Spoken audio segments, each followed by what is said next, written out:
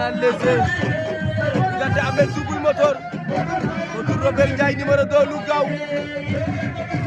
Ameth Double Moteur Robert Ndiaye numéro 2 waaw waaw Ameth a bufaan Robert a xoox noojoan Robert a bufaan Ameth a ibaan kamum way bëre bu nara gaaw way